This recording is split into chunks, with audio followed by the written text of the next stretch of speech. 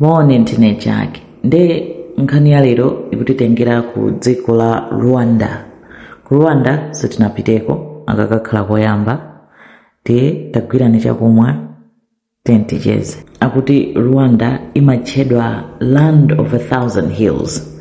Nde chifukwa chomwe amatchulira land of 1,000 hills akuti mbali ina iliyonse yomwe ungayang'ane kuli mapiri, ungokhala ngati chain cha mapiri. It doesn't matter kuti uli kuti, pena paliponse ku Rwanda umaona mapiri ukacheuka.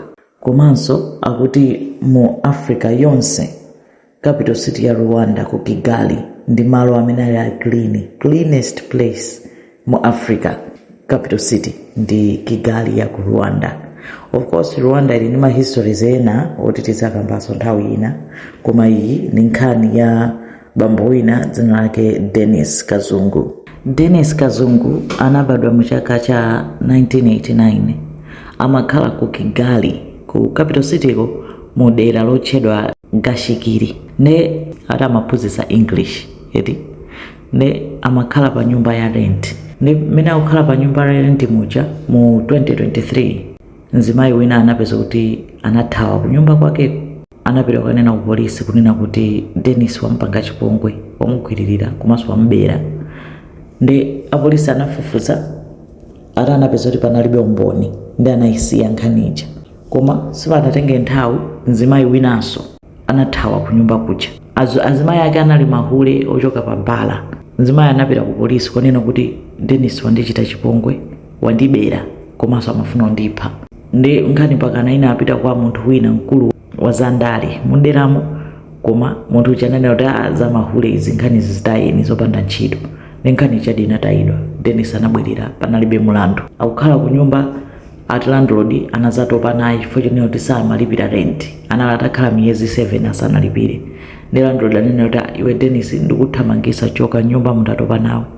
Denis ndikuyamba kukana. Akuti koma kukana kwake kunali kudabwitsa chifukwa landlord atatopa adi kuti iweyo out zipita. Ati koma analira kulira zoopsa zija kukana kutuluka nyumba mpaka landlord kudabwa kuti munthu yakukana kutuluka nyumba ngati kuti muli china chake nyumbamo chomwe afuna kuti anthu asatani asaone. Mpaka landlord anayitana anthu kuti amuthandize kumunyamulamo kumuchosa atanamumangirira ndikumutulusa nyumba muja. Koma landlord ananena kuti uyu umene akupangiramo kalipo munthu supanga choncho kuthamangizidwa nyumba kumachita kukana mpaka nakumumangirira kumkhwakhwalaza kuti atuluke kukaniza kuti anthu asalowe nyumba muja. Nde malo mwake landlord ananena kuti tinayi ku polisi. Anamtenga Denis uchopita naye ku polisi kukafotokoza kuti munthu ndikumuthamangitsa nyumba fasa akulipira rent pakhala miyezi 7 asakulipira. Koma amene akukanira kulira kukana ngati kuti china chake chilipo nyumbamo.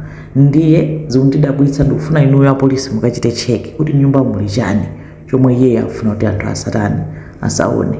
Apolisi ndanamufunsa kunena kuti chilipo chomwe ufuna kutiuza Denis kuti muli chani nyumbamo chomwe ukuteteza. Ndi Denis uja sanachite makani, anangoyamba kufotokoza kuti muli matupi anthu napha anthu. Apolisi kunyamuka kupita ku nyumba komweko kuyamba kuyang'ana anawauza kunena kuti mukapita ku kitchen kuli dzenje nakumba dzenje. Apolisi kupita adi ku kitchen kuja kupeza adi pamalo pena pake pali ngati dzenje, kuyamba kuti afukule akupeza adi thupi la munthu.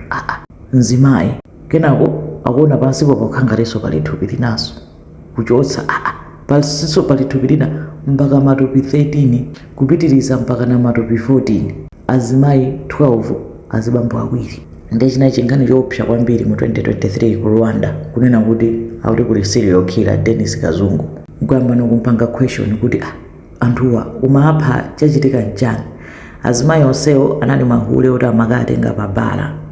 Azibambo sadziwika kuti kayani ndani. Atamufunsa iye akuti explanation yake ananena kuti azimayiwo ndanthu oti anampasa matenda a HIV AIDS ndi kunali kwabwezera. Lezi zimamveka sizimagwirizana nanga munthu anthu 14 angakupase matenda onsewo. Nde anamtenga anammanga. Mene amapangira nkhope yake, mene amayendera kumasekerera akaona anthu zija zoti analibe nazo ntchito.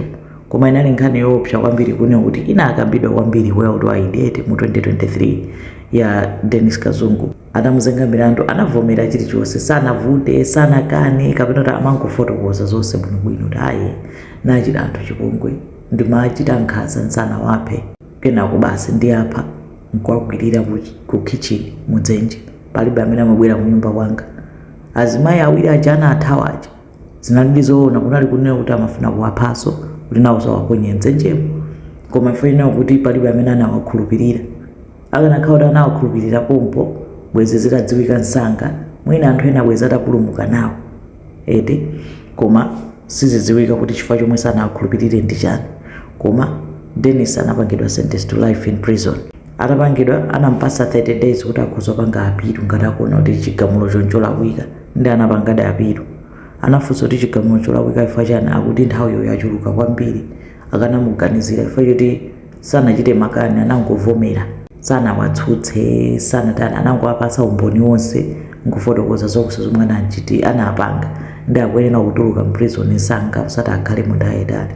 Ndi of course court linanena kuti ayi linatayirawo kwa apilu yakeyo ali ndi life in prison.